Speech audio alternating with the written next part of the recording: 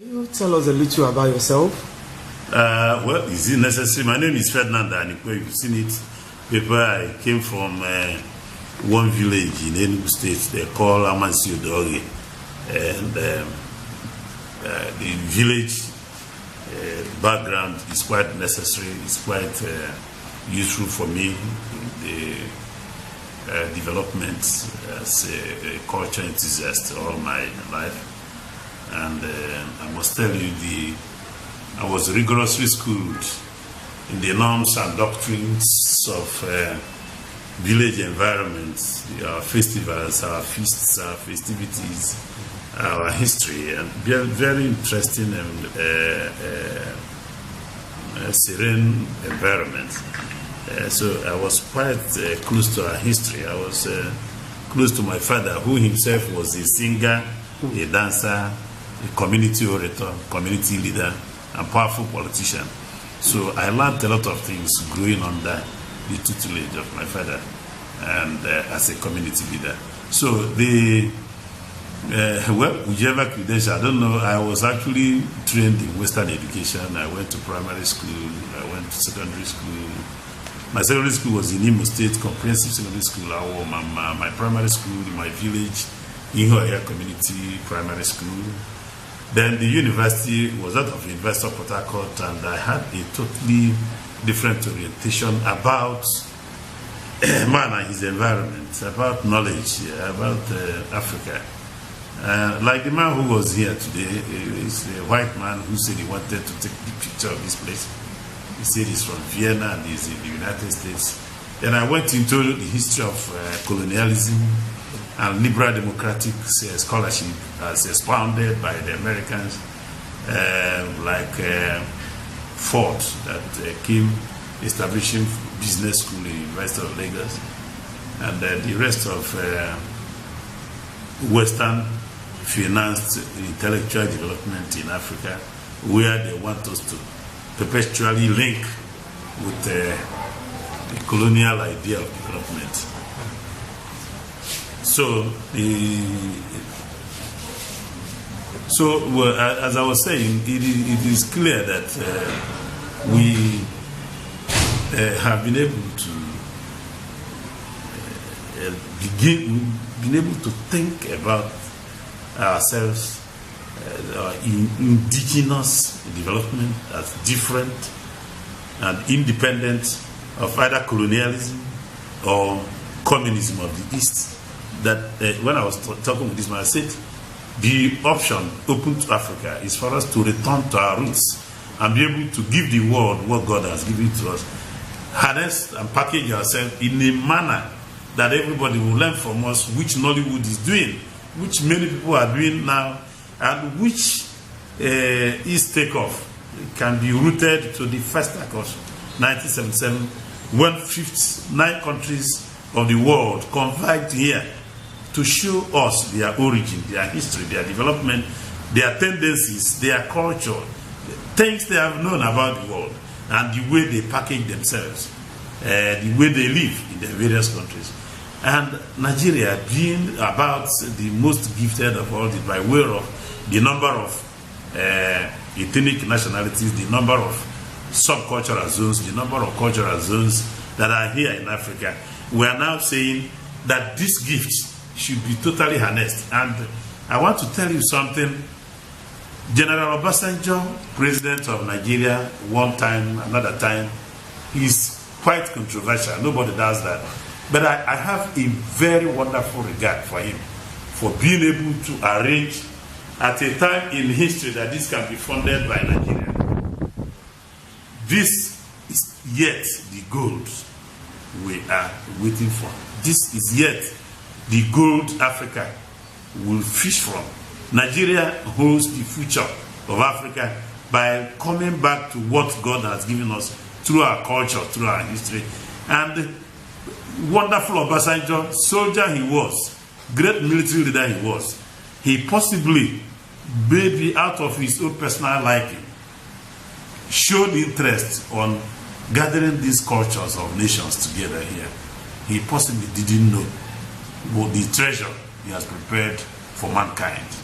And first act Festac, 3 times I've said it, holds the key to the all kinds of development you expect in Africa and the whole of Pan-African settlements all over the world. I'm today the president of Pan-African Cultural Congress. It came up in May in Johannesburg, and well, I merely addressed them on the potentials of both Festac contributions and knowledge for the whole of Pan-African members. My dear brother, I don't know, when I was reading your work, the one of 2013, I said, this young man possibly doesn't know what he's doing for the rest of our people. When you asked one man, he said you should just you should publish and see, be able to publish what you see as the truth. I'm happy he said that.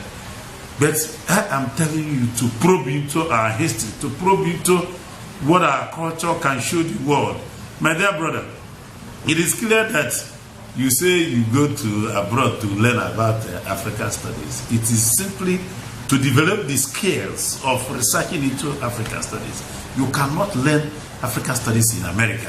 What they do is to show you the skill of coming to study it here in Africa. And we who hold fast, we who know the origin of these cultures, should rather show the world what we are. When I attended in Zemada in Akwanga, I told them the only thing you can tell the world is tell us what Zemada is. Bring out the origin. Aspects of Zemada that are not being shown to the world, you get them out. Let me tell you, you go to Mexico, you go to Brazil, you say you call it Brazilian carnival. It's rubbish. These people try to recapture the festivals done here in Nigeria. The Brazilians are from Yoruba here. You see our Karade, you see their own. These people try to recapture this before they got into whatever history, whether call it slave trade or whatever. Before they got into it, they tried to see how much their memory could carry them. And so that is why they come in, build something half done, at times their eyes this way, and they climb into a trailer that was not there in Africa before. So, an imitation of our original festivals, they now call it carnival, my dear brother. But who is deceiving you? Let us come home in Africa and originally organize, package, and develop our festivals and festivities, our feasts, and let the world know the unique endowment which God has given to us. That is what CBAAC does here. And we go out harnessing what we have in Accra, in Conakry, in Kigali, in Johannesburg, in everywhere that our settlements are, in Trinidad and Tobago, in Jamaica, everywhere. And even in the United States of America, where our own blacks are, we are going possibly to Dublin in October for Black History Month. And we want to showcase what we have. Our music alone, when I was presenting cultural nights in Enugu State, I used our music to show the history and political developments. In Nigeria, for instance, the Yorubas have monarchical absolutism. The monarch is powerful. The Oba, though he has his members of Yomes, he has the Ogboni, who is the judicial arm and some other things. But because it is difficult to face the Oba and tell him where he's wrong, the Yoruba devised theatrical performances. They devised drama. They devised all kinds of things indigenous to them. And that is why most of the Yoruba dances are wound in dance drama series. And of course, the original professors of drama in Nigeria, Shoyinka, famous officer, Olarotimi, are all Yoruba. And it is akin to their history and behavior. The Igbo man that has his republican nature, he has democracy. And let me tell you, the democracy in Igbo land was consensual democracy, as opposed to the majority rule and minority right of the British. Because of this, the dances in Igbo land are so vigorous. Because when the Igbos want to dance, as they like to go to war, they will agree to dance. And when you are part of it, you will show the vigor, you will show the splendor, and all kinds of things, majestic as it were. That is why you have Atiologo, you have Ukwawit, you have Ukwamabo, and the rest of them. And they are graceful, they are beautiful in their own sense. But it has a tendency to explain the political phenomenon, to explain our history. Go to northern Nigeria, where theocracy is the order of the day. The emir, who has the power of life and death, combines his position as the leader on earth and, of course, the spiritual leader. So when the dancers come, they are distanced. They do very graceful movements, beautiful things, without a lot of demonstration and the noise like Debo. And that shows you the pitch. The girls are distanced. They don't go close to the man who has all the powers, but they entertain him. My dear brother, our dancing patterns and steps depict our history. They show our culture, and they are beautiful presentations. My brother, these things are not in Western Europe or North America. Why are we confusing ourselves? Even in Eastern Europe, they don't have this kind of gifts, exquisite presentations of our dancers everywhere. So I still say it, our gold is in our culture. And that is the only area we are beating the white man. He has beaten us in technology, and we will recolonize them through this. They have colonized us through technology. We will recolonize them through our culture. You are welcome, and I don't know what else you want to tell me. I have 3 master's degrees. Is it necessary? I did in public administration, in peace studies and conflict resolution. I've also done cultural. I don't know what else you want me to do. PhDs probably, but those things are not the matter. The matter is that I'm an African, unrepentantly so, and unapologetic. I'm unapologetic. I mean, I don't know the English of it, but I am not apologetic to the fact that I'm an African, and we show it and all that. And I can tell you, our orientation, our leadership, our state emergence must come from our original idea of governance. Have you not seen that we've tried East and West and have failed? We must come back to what we have and what God has given to us, and develop our tourism, our cultural programs, our tendencies coming up from our roots. And the whole world still show a lot of interest in Africa because of our economies, our culture, and everything we have that are unique to us. So you are welcome. I thank you for identifying this aspect. You are in a rare place, but this is the gold mine, and you will reap from it. And your proper examination, your proper orientation, your proper presentation of what God has given to us in this sector will give you, will elevate you. So whether they are talking about their standard, your standard is good. You are telling the people, provided it is printed in black and white, people will read it. That's what we need. But you add ingenuity to it. And you have interviewed our Nollywood stars. My brother, the Nollywood stars have done a lot of, just like what Babangida did. I mean, sorry, what Obasanjo did for this country. Nollywood is continuing it. And these two areas of Festac and Nollywood, Nigeria is leading the world. Remain blessed. I don't know what else. Yeah, in fact, you have actually touched virtually everywhere. That's how I intend to talk about. But at the same time, when you meet an intelligent man, you want to extract more from him. No, I hope I'm one of them. No, you have spoken eloquently and intelligently. Yeah. And you see, when somebody is embedded in cultural values, they actually stands out anywhere. Because culture says a lot about the mankind. Endless. And even the spiritual books. Yeah. If one wants to be truthful and address this culture, and everything centers on culture of the people, That's right, which God actually addressed at the time. That's right. So, holding into our culture, we're still in line with God Almighty who created the whole thing. Now, sir, you mentioned about Nollywood. Yeah. And let me just start from there. Yes. Nollywood and Kannywood today have gone global. They've done so much for Nigeria. And in the area of culture, is there any plan as a center to create a lasting relationship with this? Let me tell you, Nollywood is one thing we have identified as a thing we must not allow to go low in Nigeria. You see, each time we travel abroad, they say, can you give us Aki and the Bobo? Can we see Mama G? Just one of them will pay you millions and trillions. Last year when I did our international conference in Bayelsa State, in Yenegoa, I assembled a lot of them. That Mama G was there. Aki himself was there. Peter Duche was there. This our young brother from Yoruba stock, that with his BS, he was there. Double. He was there. Charlie Noje was there. This Osifo was, many of them. Francis Duru, Rattlesnake, you can see, well, my dear brother, he became a center of Nollywood. And when we saw the governor said that Mama G was more popular than any politician known in Nigeria.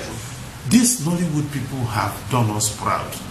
And you see them, their impeccable English, their beautiful working style, their tremendous, look at Uru Jacob and his English. Look at Peter Decha and his English. These guys are more eloquent than the English people who have the language. Nigeria has bounties, a lot of talents. And the only thing we are trying to say is that government should actually step in, helping Nollywood. We should create a bank.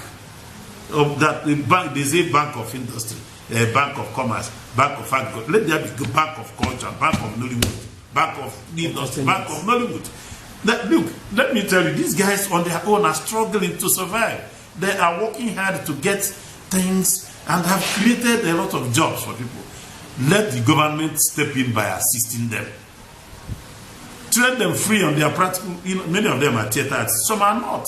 Some are just playing the talents God gives to them. Let us give them a lot of rehearsals. After all, we know that those of them, either in India or America, they rehearse several years. The Nigerians don't even have the money for the rehearsal. But when they come on stage, they excel. So let government step in there. Let government stop piracy. Let government, through the Copyright Commission, stop pirating this so that these people, after suffering, will get the proceeds from their own labor. It's necessary that we are able to give them this protection by way of ensuring that we give them economic support, by way of preventing them from people stealing what they have done, and then by way of helping them in training. And again, it is that we make the equipments they use in film industry available, or we remove duties for them to import these things. That economy, that aspect of the economic contribute sector will help Nigeria. I told you that the culture is gold mine. We have seen beautiful music stars, Okosun Ebenizobe, Mike Ijaya, Celeste Noku, Sadebe, what do you call them? Sonny Ade, whose instrumentation moves even the white man. So, I mean, these guys are wonderful. And well, within the young boys, I know Deji, I've forgotten these young ones that are doing flavor and what have you. They are wonderful. So each time you see, in Cameroon, I was in the Cameroon and I saw them advertising flavor. You know, I was in Yaoundé. You know, as I told you, I'm the president of Pan-African Culture. So I run around the entire place and have an office in Addis Ababa. My dear brother, I want to let you know that Nigeria can harness what we have here. And government is somehow not quite fair to these people. And we of the CBAAC want to collaborate with them in several forms. One of them is that we are coming up with a policy. We've even invited one of their one of their greatest script writers, Chidi Walker. There, somebody Walker there. Walker there, somebody Walker there. We invited him to do a script for us that will project our views and mandates of First Act. We want it to completely come out as film, and we'll pay for it and pay them. We also want them to run series of programs with us to project what we have for Pan-African cultural development, both in Nigeria and abroad. We also want to travel with them and show them that these great guys are from our continent. And they will do a lot in giving a positive image of Nigeria beyond the shores of Nigeria. So, they are our greatest ambassadors, you know, the Nollywood stars. So I want the government to inherit them, promote them, and encourage other people to make it from there. It is a creation. When they say that necessity is a mother of invention, the Western Europe, the Europeans saw a lot of bad weather, and they were able to create things, including the heater, the kind of clothes they wear and all that, even aeroplane and all that. Now, our economy became a necessity and Nollywood emerged. So there are many things we can do here. Thank you. Yeah, that's a very wonderful one, sir. Because I'm a member of that industry. Maybe that's why I'm a bit critical about my question. No, that's all right. No. Let me tell you. You possibly don't know. You see, by derived process, many things will transform others.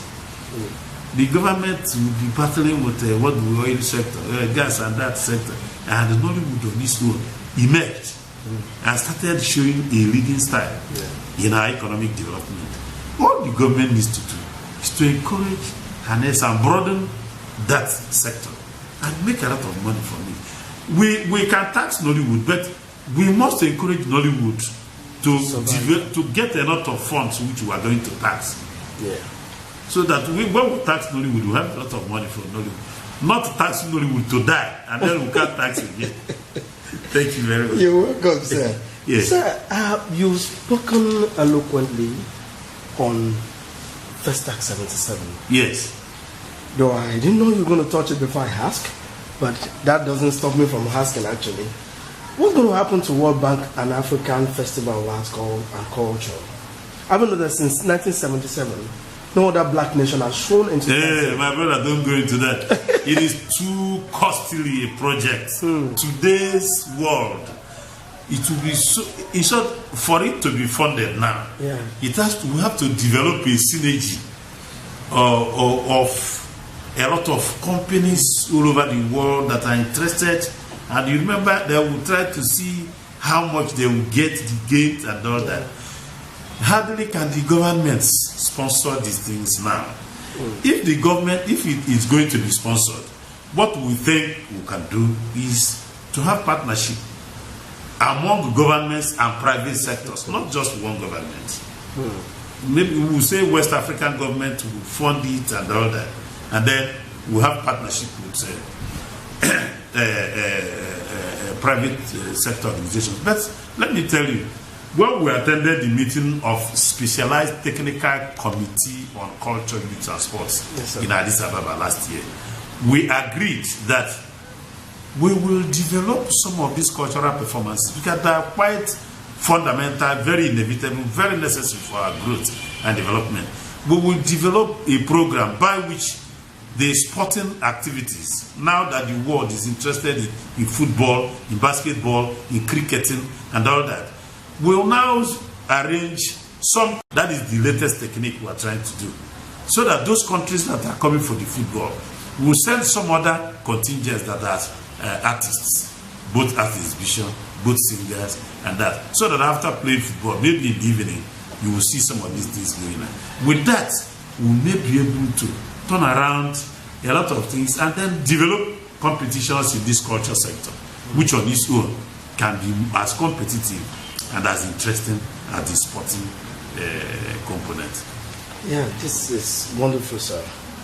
Sir, as part of your quest to promote Black and African cult arts, don't you think there is a need to have a collaboration with National Orientation Agency so as to create desk in schools and start giving orientation? No, National Orientation Agency is good, is already a parastatal under Federal Ministry of Tourism, Culture and National Orientation. But my dear brother, every country has its own challenges. Much as we are talking of rebuilding, building and rebuilding, packaging and repackaging, interesting policies and programs in the culture sector. You know, we also have the most challenging situation of security. And our brother Michael Mary, who is heading that parastatal, has a lot of energy dissipated on letting the world know how we are surmounting the challenges of security and how Nigeria is facing its threats on it as a nation. And so since he is saddled with all kinds of problems of letting the public know the direction of government, he has more challenging in that sector. We are with him. He's with us on these areas, and we won't wait. We won't leave it alone for him. We will package it and show the world what we have, while he comes up to pick it once in a while. We were with him last Saturday, when the NIHOTO, National Institute for Hospitality and Tourism, held a convocation for their graduates. We were all there. So we are working together. Sir, you have spoken so much about some of the things I actually want to touch, but next, notwithstanding, I still want to dwell in certain area. The African cultures and values are gradually going extinct. Languages, our dress code, our respect for elders, our value for our things, as in the area of, oh, this thing belongs to us, not me now, belongs to us, okay, let us preserve it so it doesn't get destroyed. Our value for those things are gradually going extinct. As a center vested with the responsibility of repositioning and readdressing this issue, what are you doing to restore our we part of what we do is to arrange conferences and seminars. Okay. And ours is multilateral in nature. It is a Pan-African thing. It's not just Nigeria. Because our other brothers in Nigeria, other arms of the culture sector, are doing their best. For instance, NICO has slated a lot of lectures on Nigerian textile, Nigerian attire. And the National Council for Arts and Culture organizes very wide cultural programs, National Festival of Arts and Culture, where everything is showcased. Of course, NIHOTO trains people that prepare others for hospitality. But let me just tell you, Nigeria, more than any other country in Africa, identifies with our cultural values. An example is our attire. And the Nigerian attire has on its own evolved. It has emerged on its own. The long flowing gown of the north and the babaliga of both north and west, and the straight wear of the east and southeast, all of them have now come together to one long flowing gown that has a national image, and they call it senator. You will now see many people in the Senate putting it on. The babaliga is now when you want to show that I'm a big man and all that. So Nigerian attire has emerged to the consternation and envy of other African countries. I give you this story. The time I told you I was made the president of Pan-African Cultural Congress in Johannesburg, when I made my speech, I told them that in spite of the language, I can tell you the entire Congress agreed that come 2063, African language must be used as means of communication in African Union programs. And I made bold to add even African dress. And I told them that it is wrong for you to talk of decolonization while you are colonized by a French coat or a British coat, that you have not had your independence. Believe me, when I came out, many of them came hailing me and my position. And one of it is that one of them who pleaded anonymity said that he became ashamed of himself. And after he had his own beautiful African dress, but he was afraid of weather. Then I told him I had to put something that will prevent the cold while I put on my national wear. There is another area which you didn't ask me, which is very important, and that is using African techniques and methods for our mediation principles, for conflict, for peace, for conflict resolution and peace building in the entire African continent. Much as I told them, we had very important traditional institutions that prevent outbreak of violence, that prevent all these kinds of conflicts. But I said that Africans should also develop the spirit to accommodate brotherliness. For instance, particularly those of them at the political sector. It is wrong for an African president to be there for 30 years when the constitution says after so and so there will be an election.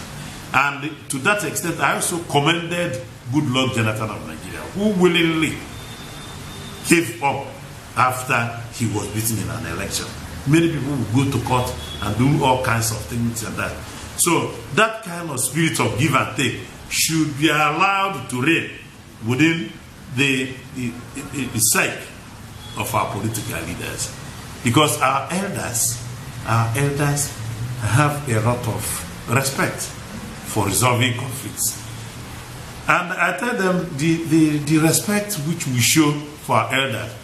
A Yoruba man properly dressed in white apparel sees an elder and lies prostrate on the ground in spite of whether that thing will be. Well, can you beat it? Nobody does it for the Queen of England. Nobody does it for the king, any other person, even the President of the United States of America. If we can show that kind of respect, resolving conflicts is a little thing. And within the Igbos, even though they don't prostrate, they take the words of their elders very seriously. My first opportunity of meeting you, sir, you look so warm and approachable. Can I ask this question, sir? Is that your nature as a person, or the job dictates? Well, no, it could be both. But ordinarily, the way we were brought up from the communities, you are taught by your parents, first of all, to be humble, to learn from every experience, to respect your elder. In my village today, you don't abuse your elder. Even if he's older than you are by one day, you must respect that. It's very important for us. And I told my children, even though they're growing up in the township, I said, look, go home. Be part of our festivals and festivities. You see how you will respect the other person. When you go out with your peers, go for one hunting or the other, you see all the folklore, folk tales around it. But most importantly, the fact that the respect must come from there. And no matter how wealthy, like I am an Ozor, I'm a titled man. It shows some kind of wealth in our place. But no matter how wealthy you are, our people say you are as rich or as poor as your brothers, as your family, as your relations.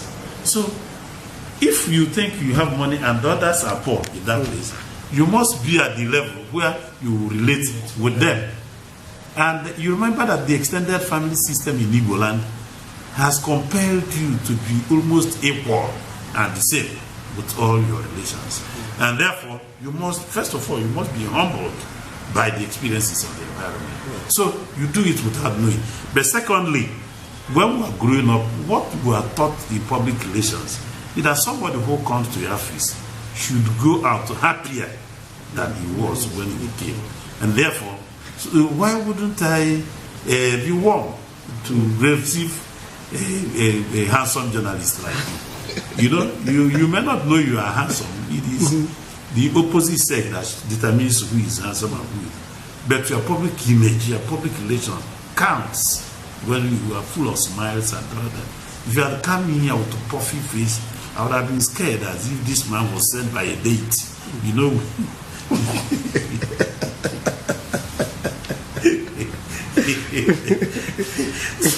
So it is a combination of both, but most importantly, I was trained by my father, who himself was an epitome of humility, of beautiful arrangement in public issues. This man was an orator without going to school. And I mean, let me not just go into that. It would seem as if I'm extolling my own inherited qualities, but the truth is that I was prepared for some of these things. That's good. My mom, I'm highly privileged to have met you, and thanks for the exaltation. You are deep. If you are not deep, you wouldn't be asking me these questions. You are very deep in this, very, very deep. And I'm inspired. I'm very happy for this interaction. Thank you, sir. You know, I just hope they will be fully reflected in the publication. You can be rest assured. All right. Sir, this position is very tasking. Yes. I hope it's not having any negative effect. No, it on doesn't. Your family. Look at that. No. You see, what brings a negative effect is when you are no longer at peace with yourself. You don't have peace of mind and that. For instance, this issue of no money situation. What it rather does is to put you the challenge so that your inner skills will come out. And we have gone out, like this month I was with Guinness yesterday, this morning I was with Ford Foundation. We are reaching out for some other people. What we are trying to do is not to tell them, bring us money. What we are trying to do is to develop a program that will be mutually beneficial. Or beneficial to a lot of other people, or the whole world. And it is in this process that you see beautiful ideas, originality, creativity, and ingenuity at its best. And this is why we are saying, in any situation you find yourself, make the best use of it. So there is yet no negative. Maybe by my own assessment, I'm not a psychologist or a medical doctor, I'm in the social science. No, you know, I'm sorry I had to ask that question, because when you called me this morning, you called me 7:50 here. Yes. And you said you were already in the office. Yes, I was a bit, you know, I asked, sir, are you in the office? You said, yes, I'm in the office. I was like, 7:50 here. Yes. You're Director General. Yes, I was here by 6:30, yes. I was like, that's the way. Doesn't mean he doesn't sleep at home? It's not even that the pressure of work is too much, but it is for a lot of reasons. One, at the morning temperature, a lot of beautiful thinking come up, and I develop, I read, I write. That is number one. All the degrees I acquired, the PGD, the master, 3 masters, PhD, they were all done even as I had become a general manager and later permanent secretary. But that's not even the area I'm talking about. The other area is an inspiration for the younger ones. And nothing can be achieved except waking early. If you find out some of the adage and all that, one is waking early, the other one is studying even when others are not working. Yes. Because Hosworth Longfellow says, the height which men have reached and kept are not attained by a sudden flight. There, while their companions slept, toiled upwards the night. And they now said again that Douglas Malone said you should be the best of whatever you can. And those things you cannot attain if you are not putting extra hour, extra interest, extra promotion. And these are the things we're doing. That is good. I agree with you absolutely, Thank sir. you very much. So in the 8 years of immediate past Director General, there was an overwhelming relationship with the media. Yes. And I hope this will be done and surpassed. Well, the issue of surpassing it has a lot of challenges, but the important thing is that we retain our positive relationship with the media. The media is another investor because the kind of education it gives to the public. First of all, it's prompt. 2, it's important. 3, it's accessible. And without them, it means in the first place you won't know a lot of things. In the second place, you must go and stay in the university. It's not every person that will go there. So the media does a lot of education, mass education. That's why they say mass communication. You need the media. And again, for us in the culture sector, if you don't talk, nobody will know we are here. That's true. You see, the man in charge of works will tie a route. Even if he doesn't talk, you apply the route and they clap for him. Maybe the people in the hospital, before somebody dies, he takes some drugs. Say, okay, we'll take it.